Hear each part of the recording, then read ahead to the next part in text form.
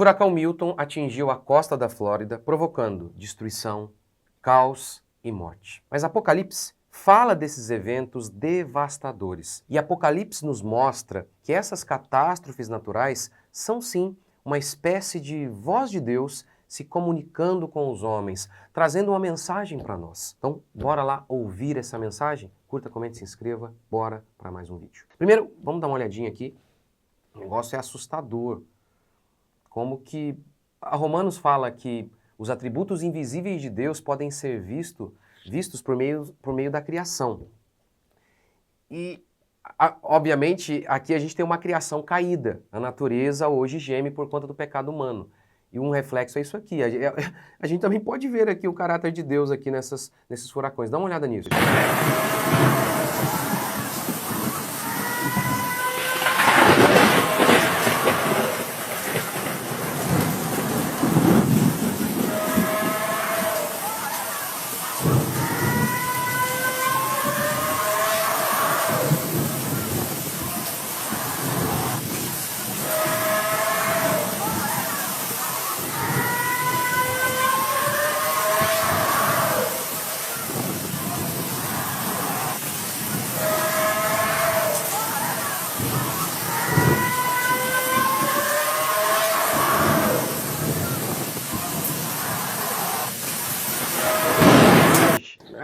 Isso aqui, às vezes a gente pega as coisas na internet, a gente fica com receio. Será que de fato esse aqui o pessoal às vezes pega uma imagem, me parece que a imagem é real, mas às vezes é de um outro evento e coloca na internet, né? Porque o Hurricane, o cara colocou a data aqui, mas o povo é mentiroso, eu sei disso. Mas de qualquer maneira, tem outras imagens, eu vi, por exemplo, na CNN, o antes e o depois, coisa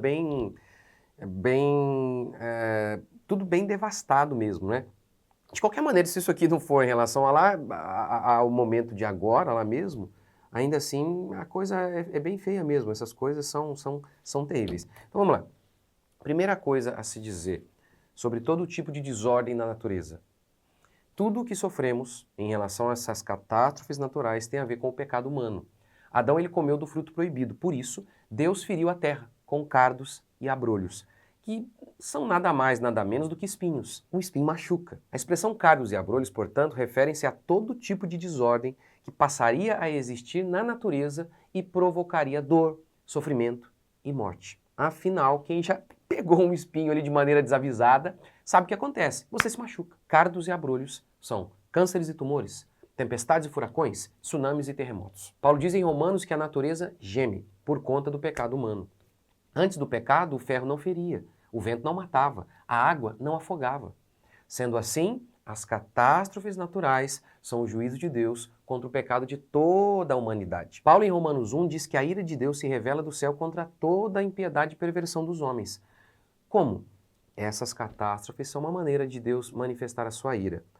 Apocalipse também fala dessas catástrofes. Lá no capítulo 8, se fala sobre 7 trombetas que são tocadas. Uma trombeta toca e uma catástrofe natural acontece. Uma trombeta toca e uma montanha ardendo em chamas é atirada ao mar. Isso representa as catástrofes naturais no mar. Uma trombeta toca e uma estrela ardente cai sobre os rios. Isso representa as catástrofes naturais nos rios. Ou seja, todos esses acontecimentos, Apocalipse já falava sobre eles, mostrando que ao longo da nossa era, desde a primeira vinda de Jesus até a segunda vinda, esses eventos iriam ocorrer. E tudo aqui elencado, representado por uma trombeta. E por que o uso da trombeta? Para anunciar essas catástrofes naturais. Porque naquela época não havia telefone, não havia zap. A trombeta, então, era o meio para convocar o povo. Por exemplo, para uma reunião solene. Faça 2 trombetas de prata, trabalhadas em metal batido, e use-as para convocar a comunidade e para dar o sinal de partida dos acampamentos. Então uma trombeta era usada para convocar o povo. Por que o uso de uma trombeta aqui, em Apocalipse, associada a estas catástrofes naturais? Deus está chamando os homens ao arrependimento. Deus está convocando os homens ao arrependimento por meio dessas catástrofes, por meio de cada terremoto que nos atinge, por meio de cada furacão que nos destrói, por meio de cada tsunami que acontece. E olha que coisa interessante. Depois de narrar, lá em Apocalipse, capítulo 8, de narrar essas catástrofes naturais das trombetas, nós lemos o seguinte: o restante da humanidade que não morreu por causa dessas pragas, nem assim se arrependeu das obras de suas mãos. Eles não pararam de adorar demônios e ídolos de ouro, prata, bronze, pedra e madeira, ídolos que não podem ver, nem ouvir, nem andar. Também não se arrependeram de seus assassinatos, de suas feitiçarias, de sua imoralidade sexual, nem dos seus roubos. Não, e o texto diz que eles ficaram furiosos contra Deus. Olha que coisa! Apocalipse está mostrando que Deus esperava o quê? Que as pessoas se arrependessem. Mas não, ao invés disso, elas ficaram com mais ira ainda contra Deus. Eu disse há pouco que as catástrofes não são um chamado ao arrependimento apenas a quem está sofrendo diretamente com essas catástrofes, mas a todos nós.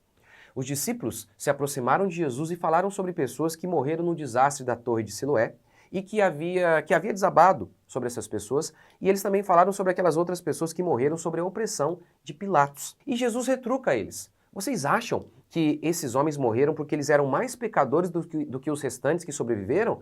Não eram. Se vocês não se arrependerem, vocês igualmente vão perecer. Mostrando assim que as tragédias, os acidentes, os governantes malignos que matam, tudo isso é uma trombeta. É Deus nos chamando ao arrependimento. Como diz Paul Washer, cada óbito, cada cortejo fúnebre, cada túmulo clama ao homem a deixar os cuidados fúteis deste mundo e a meditar sobre a eternidade, a preparar-se para encontrar-se com Deus. Ou como diz C.S. Lewis, a dor é o megafone de Deus.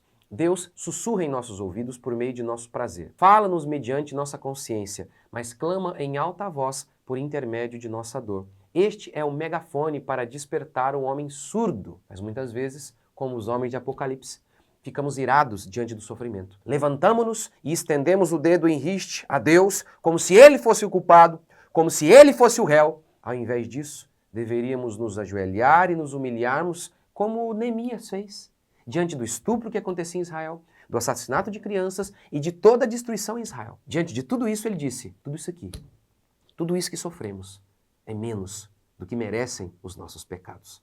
Nós merecíamos sofrer muito mais. Portanto, arrependei-vos. Essa sempre é a mensagem de Deus diante de todas as catástrofes naturais, que nós devemos nos humilhar diante do Senhor.